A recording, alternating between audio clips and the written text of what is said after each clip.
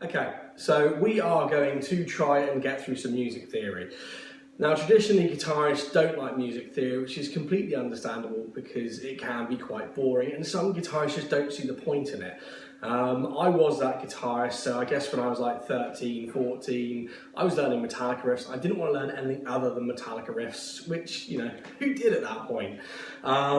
So I want to try and make some bits of music theory make sense to you that you might actually be able to apply. I think is the most important thing. If you can apply the music theory you're learning and you feel like it's making you a better guitarist, a better musician, then that's got to be good, right? We want to get through three really basic concepts as a guitarist. The chromatic scale, the major scale, and then triads. That's going to be three little things we're going to do. I'm going to do that over 3 videos. Now, I think that music theory is easier than you think it is, but if you come in at the wrong level, it seems impossible to crack. So if you start talking about triads before you understand the chromatic scale or intervals or stuff like that, God, you might as well not bother. And the first step for me is the chromatic scale. Okay, so this is video number 1. I'm going to do 3 videos, so check this video out, understand it, move on to the next one, move on to the next one. I'm going to go through the chromatic scale first with you, and then we're going to learn how to apply it to the guitar, okay? The chromatic scale is going from A, it's A sharp, B, C, C sharp, D, D sharp, E, F sharp, G, G sharp, okay? I'm going to put that at the bottom of the screen, and that'll be there until we have to change anything, all right? You can either remember it like I've remembered it, which is just memorizing it, saying it over and over again, or you can remember that B doesn't have a sharp and E doesn't have a sharp. If you remember both of those things, it makes it so much easier. So we have our chromatic scale, we have all of our notes available to us. How do we apply that to the guitar? Each of your strings is tuned the way it's tuned in standard tuning because that's the note it should produce. So if I pluck my E string, I've just produced the note E.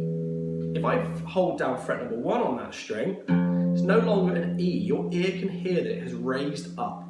It's raised up by a semitone. That makes it an F. Okay, so then we go further along our chromatic scale. If you notice, the note straight after E is an F. The note straight after E on my guitar is an F.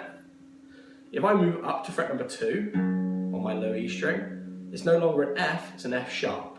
And that's going to continue then as I go up the string.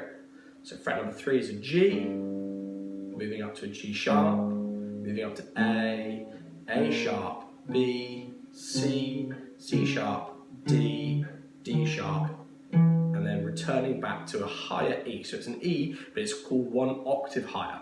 Does that make sense? Let's do it on the A string, so it's really easy on the A string.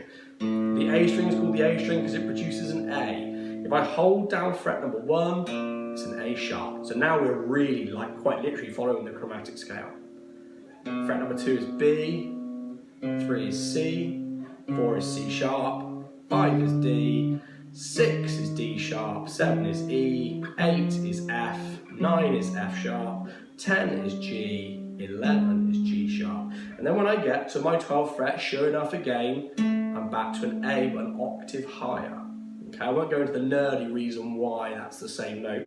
If you notice, every note that's open is the same as it is on the 12th fret. So it all repeats again, basically. E, E, A, D, D, G, G, B, B, E, E. Okay?